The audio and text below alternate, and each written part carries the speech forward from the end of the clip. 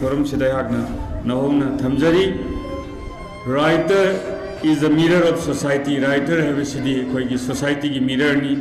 मखोइना इरिबा novel sing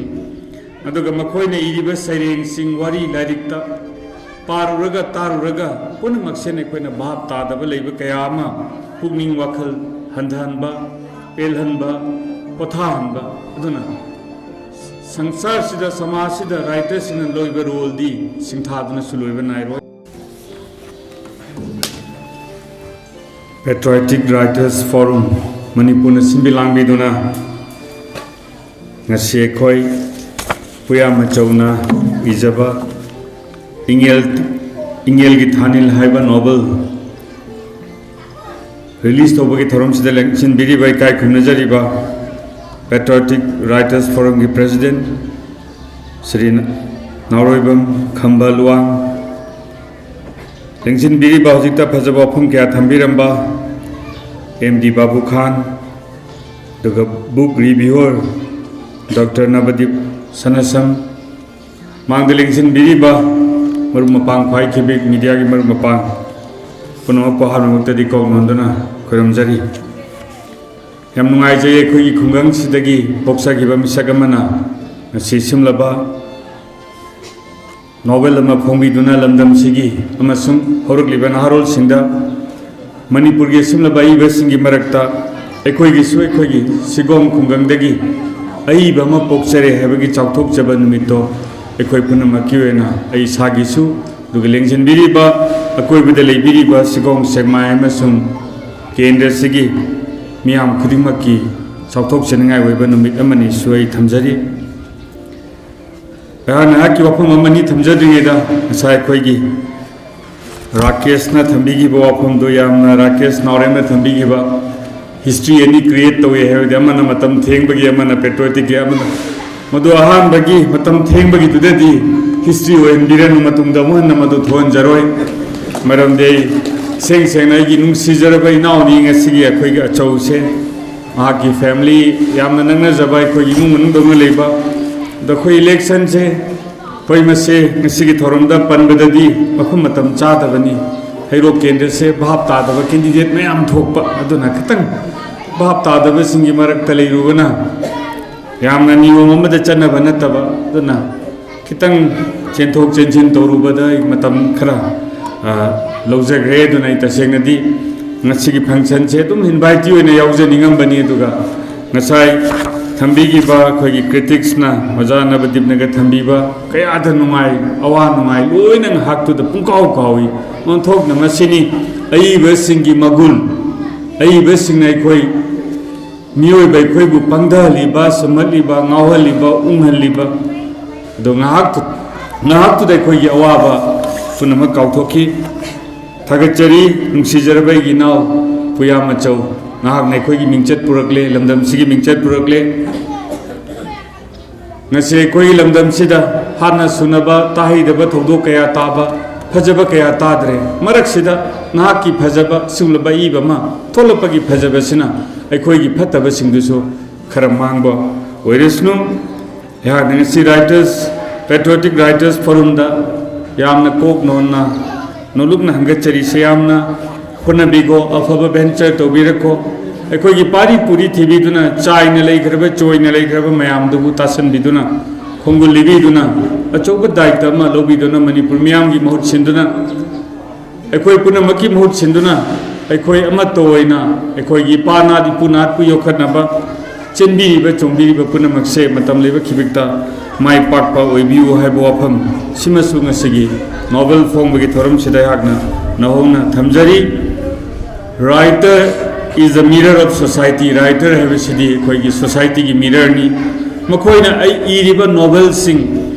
अदुगा मखोइना इरिबा सैरेंग सिंग वारी लाइरिकता पारुरगा तारुरगा पुनमक्सेने कोइना भाव तादब लेबा कयामा पुगनिंग वखल हंधहनबा पेलहनबा पोथाहनबा अदुना संसार सिदा समाज सिदा राइटर सिन लोइबा रोल दी सिंथादुना सुलोइबा नाइरोय अदुना ngasi राइटर की पुकैदा अखोई इरमदम सिदगिसु पिसक अमा चंगक्तुना लेग्रे मांग लिंगसन बिरेगी चे गुनमनी याम सि चक्रब्रा लेगिब्रा ngsai yamna honajabani mayam amasu leiri adubu mayam sigi marakta aigi nungsijarabai nawa chausu amani ahagna manipur sarkar da leijeri ngai matamda ai basingbu puning thoga chaboina makoigi bukhara ibam thopa matamdugi mamangi tamgi haijaba tare matamdugi Congress government हाइजब ताई मतमदुदा अखोई अहान बोइना writers सिंगी दमकता अखोइना Manipur state literature award से हाक एजुकेशन मिनिस्टर ओइना पुजरिंगे मतमदा हुदुक चदुना ngasi मणिपुर मियामदा मसिगी तोंगानबा एजुकेशन की डिमांड नंबर 10 बजेट त पैसा हापचदुना होनजरम से राइटर सिंगु नुंसीजबा मखोइबु खंजबा दुगा मखोइगी तुंगी ओइबा लाकदबा कयादा सरकार ने recognise तौदना बाहायदना Ahaan बोइना मतमदुगी chief minister यावना पांथोपा function दे कोई हौदोखिबनी मसेना अइना सि तोरमे हाबगी सिंथाजब नते अखोइसु राइटर सिंगु नुंसीजबा पामजब मखोइबु योखचबदो वखल लई पुनिंग लई अदुना मखा तारकपदसु ngasigi aiba singna thengnariba awaba laik phongba ngamdabagi ngasai khoi naw rakesh na thambigi wafum kaya ai note toksanjare laik iraga phongbagi awaba leiba aduga thengnariba awaba mayamdo akhoi aigi level da MLA minister ngaktana miyamgi mateng pangani haiba leite micham mai khoisu pensioner re khoisu miyamgi mateng pangba yade haiba leite duna angamba mateng tawjagani loyana leigidraba aibu popirambai father की मिंगदा trust समले हेरो M Morang थेमबी तोंबी memorial charitable trust है हंदक लाकदोरी तांग 3 सिदा दिसंबर की माह की कुनग 3 लख सुबा foundation है foundation day है निंगसिंग निमित है ट्रस्ट सिना केंद्र सिगी प्रजा मियाम की मतेंग लोइना लम कयादा अखोइना पाइखली मतेंग पांगी अवाना कयादा ngasai khoi chawna swa pe panbi hiba smaina ai basingisu ekhoi pak sanna manipur gi oina tawuduna hayeng ama hojik hojik su kai doba yage haibado khoi yengjan jagani amasung mateng pang jagani loinana ngasai achogi lyrics si phongbada macha nupana hi hiba contribution tabada puning nungsi nungai aduna yaksu hekta function da aina suk torame gaina mayamna kuba kuba dumba pamba misak madya goide akhoi 1 to 1 phaminaraga na ki awabagi saruk manga thopagi ahum dei pangage ne thamjari ado ngasima unarasu yai hayeng unarasu yai ado hayeng unabane hena phai maram dei ngasi se ai sigong muslim da to thoram khrasu yawjaruge ado no apam khrasi thamjaraga ऐहाक नसाई मतम चाना Lakpa ngangkhidabado mukasu mayamna lingsinbiriba oja guru punamagna ngakpinaba mukka kokna na khoramjari aduga rakesh na ngahakna ngasai ani history ani create tawibdo madama lothopiro matungda mana thon jararoi haiba ma ai sure tawjari ngasai na haijabado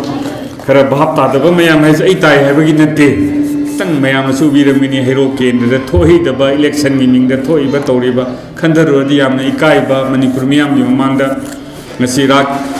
achogumba tholaba lamdam aduga apha apha miyoi kya thoktuna lamdam se lakpa se sigi chauthok charinge marak sida mai taba thodok se he he thok andaba yaba mayam tholakpa se sigi problem mayam leibana ekhoi khara matam chana lakpa ngamjaudre janu afam khasi thamjaraga ngasi yamna thenga phawba khoi leibiriba kai khumnajariba patriotic writers forum gi president na saruk yabiduna ekhoi gi naw sibu puning thogat pibada mateng pangbiduna thaplaba hingang khulagi lakpiraga khoi gi nongpok semai area sigong bazar sida yobiduna thengba phaw yobiba duga lengsen biriba agi chilina opunamak maru mapang punamak kusu ehagna अचौगी महूत सिंजदुना महाकी guardian नमोइना मयामबु तौबिमल खंगबा अमसुंग मदुगी लमन तोनसंजरे हेबो फम थमजबग लोइना मयाम पुनम परोबैनि खरमजरी।